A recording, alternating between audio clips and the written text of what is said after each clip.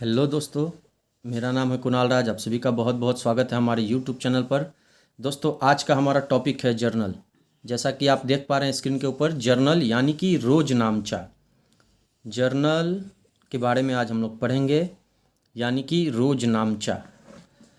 दोस्तों, जर्नल क्या है, सबसे पहले इसे आइए समझते हैं कि जर्नल को हम लोग बुक्स ऑफ ओरिजिनल एंट्री भी कहते हैं। बुक्स ऑफ ओरिजिनल एंट्री, तो बुक्स ऑफ ओरिजिनल एंट्री इसे इसलिए भी कहते हैं कि दोस्तों, हम बिजनेस ट्रांजैक्शंस जो है सबसे पहले जर्नल में ही रिकॉर्ड करते हैं। बिजनेस ट्रांजैक्शंस जो हैं वो सबसे पहले जर्नल में ही रिकॉर्ड किए जाते हैं। तो आइए देखते हैं। कहता है कि journal is a book. Journal क्या है? एक बुक है।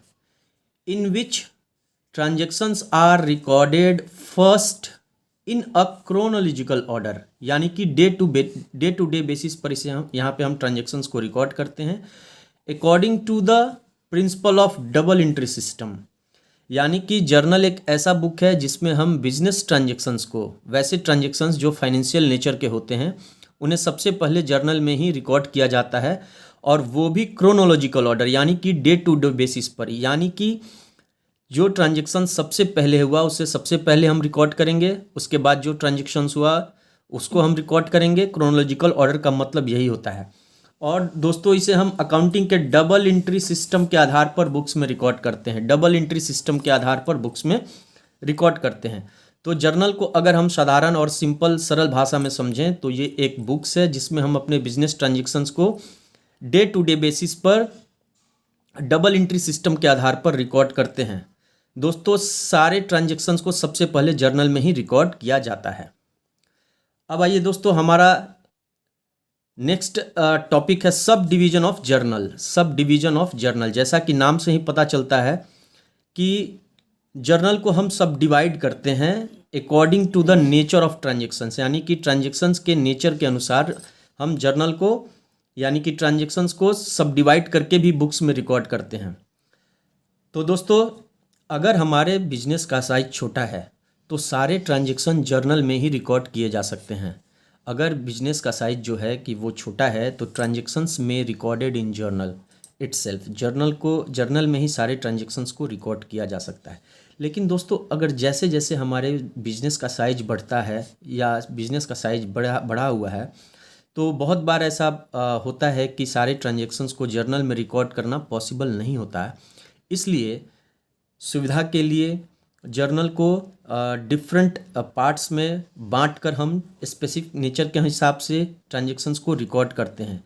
तो क्या कहता है कि साइज ऑफ बिजनेस अगर ग्रो करता है तो it is not possible to record every transaction in journal. Journal में सारे ट्रांजैक्शंस को रिकॉर्ड करना पॉसिबल नहीं हो पाता है।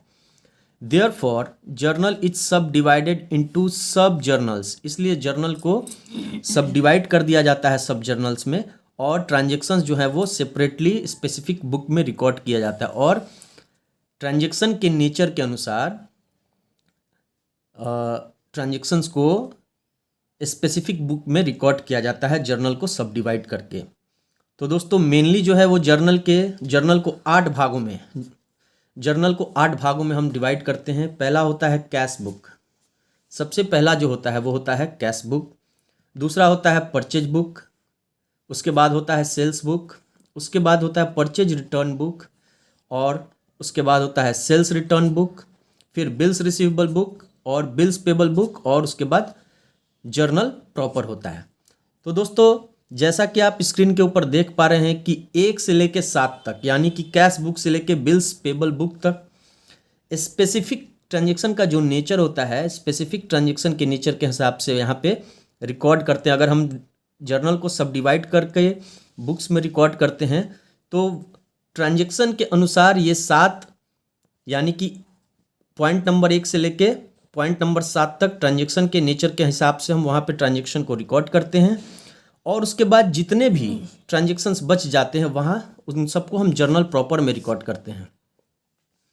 तो जैसा कि देखिए, आइए दोस्तों, आगे हम इन सारे सब डिवीजन ऑफ जर्नल को एक एक करके समझेंगे। लेकिन यहाँ पे एक समरी वाइज हम थोड़ा सा समझ लेते हैं कि कैश बुक में हम कैश से रिलेटेड ट्रांजैक्शंस को ही इंटर करते हैं। परचेज बुक में क्रेडिट परचेज, यानी कि जो परचेज हमने उधार पे किया है उसे हम परचेज बुक में रिकॉर्ड करते हैं। उसी तरीके से क्रेडिट सेल्स, अगर हमने यानी कि उधार पे माल बेचा है तो उसे हम सेल्स बुक में रिकॉर्ड करते हैं। Purchase return book, purchase return book यानी कि जो माल हमने उधार पर बेचा है वहाँ से कोई रिटर्न आता है तो उसे हम परचेज रिटर्न बुक में रिकॉर्ड करते हैं। उसी तरीके से सेल्स रिटर्न बुक, जो माल हमने उधार पर बेचा है वहाँ से कोई माल रिटर्न होता है तो उसे हम सेल्स रिटर्न बुक में एंट्री करते हैं। उसी तरीके से बिल्स रिसीवेबल बुक, यानी कि हमने माल खरीदने के लिए, अगर हमने माल उधार पे खरीदा है या किसी को बिल इशू किया है तो उसे हम बिल्स रिसीवेबल बुक में रिकॉर्ड करते हैं। और बिल्स पेबल बुक, यानी कि हमने किसी से पैसा उधार लिया, उसके बदले कोई बिल एक्सेप्ट किया है, या उधार पे माल खरीदा है उसके बदले हमने बिल एक्सेप्ट किया है तो उसे बिल्स पेबल बुक में रिकॉर्ड करेंगे।